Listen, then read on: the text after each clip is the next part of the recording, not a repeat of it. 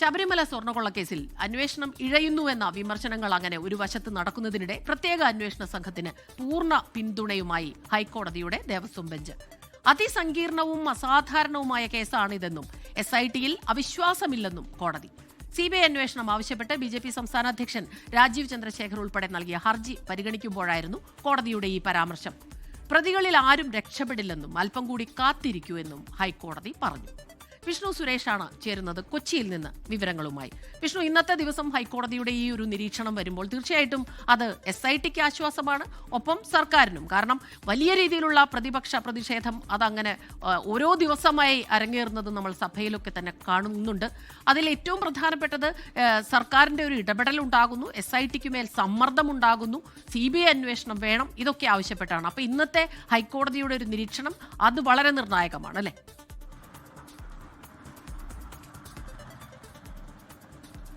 SIT-ക്ക് വലിയ ആശ്വാസം നൽകുന്ന നിരീക്ഷണവും പരാമർശവുമാണ് ഹൈക്കോടതി ദേവസ്വം ബെഞ്ചിന്റെ ഭാഗത്തു വന്നത്.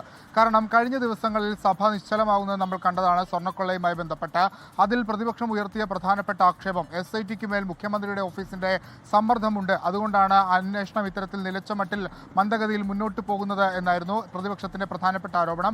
ഒപ്പം SIT-ക്കെതിരെ ഹൈക്കോടതിയിലെ തന്നെ സിംഗിൾ ബെഞ്ച് രംഗത്തെത്തിയിരുന്നു. പ്രത്യേകിച്ച് 90 ദിവസം കഴിയുമ്പോൾ ഈ പ്രധാന പ്രതികൾക്ക് ജാമ്യം ലഭിക്കുന്ന ഒരു സാഹചര്യമുണ്ട്. അത് അന്വേഷണ സംഘത്തെ സംശയനിലയിൽ നിർത്താൻ ഇടയാക്കും എന്നായിരുന്നു സിംഗിൾ ബെഞ്ചിന്റെ പരാമർശം. പക്ഷേ അതെല്ലാം അപ്പാടെ തള്ളിക്കൊണ്ടാണ് നിലവിൽ ദേവസ്വം ബെഞ്ച്, ഈ SIT രൂപീകരിച്ച ദേവസ്വം ബെഞ്ച് നിലപാടെടുക്കുന്നത്. SIT അന്വേഷണത്തിൽ പൂർണ്ണ വിശ്വാസമുണ്ട്.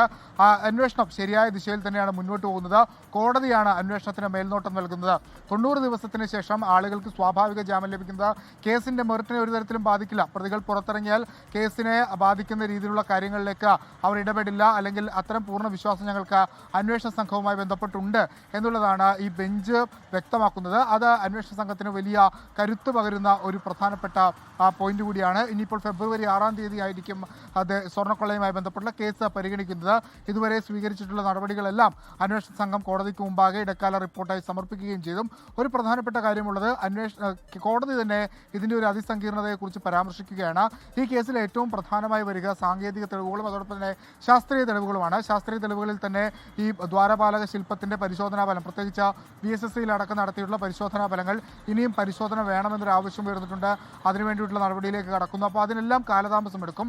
അതുകൊണ്ട് 90 ദിവസത്തിൽ പെട്ടെന്ന് കുറ്റപത്രം സമർപ്പിക്കാനാകില്ല എന്ന ധാരണ കോടതിക്ക് കൃത്യമായുണ്ട്. ആ പശ്ചാത്തലത്തിൽ കൂടിയാണ് സ്വാഭാവിക ജാമ്യം അത് ആശങ്കപ്പെടുന്ന ഒരു സാഹചര്യമല്ല എന്ന് കോടതി നിരീക്ഷിക്കാനുള്ള പ്രധാനപ്പെട്ട കാര്യം. SIT-ക്ക് ഇതുവരെ കേട്ട വിമർശനങ്ങൾ, അതായത് പ്രതിപക്ഷത്തിൻ്റെ ഭാഗത്തും സിംഗിൾ ബെഞ്ചിൻ്റെ ഭാഗത്തുനിന്നും കേട്ട വിമർശനങ്ങൾക്ക് എല്ലാം, അല്ലെങ്കിൽ അതിനുള്ളൊരു മറുപടി എന്ന രീതിയിൽ ഇപ്പോൾ അവർക്ക് ഈ കോടതി ദേവസ്വം ബെഞ്ചിൻ്റെ പരാമർശത്തെ നോക്കിക്കാണാം, അല്ലെങ്കിൽ പരാമർശത്തെ വ്യാഖ്യാനിക്കാം. സ്മിത, കേസ് അന്വേഷണം ശരിയായ ദിശയിൽ തന്നെയാണ് പോകുന്നത്. കുറ്റക്കാർ ആരും രക്ഷപ്പെടില്ല. SIT-ക്ക് അല്പം കൂടി സമയം നൽകുമെന്നും ഹൈക്കോടതിയുടെ നിരീക്ഷണമുണ്ടായി. വിഷ്ണു സുരേഷാണ് കൊച്ചിയിൽ നിന്ന് ഈ വാർത്തയുടെ വിശദാംശങ്ങൾ നമുക്ക് നൽകിയത്. ലോകത്തെവിടെയായാലും ഏത് സമയത്തും 24 വാർത്തകളും ഓഗ്മെന്റഡ് റിയാലിറ്റി പാക്കേജുകളും എക്സ്പ്ലെയിനറുകളും വിശദമായി കാണാൻ ഞങ്ങളുടെ YouTube ചാനൽ നിങ്ങൾക്ക് സബ്സ്ക്രൈബ് ചെയ്യാം.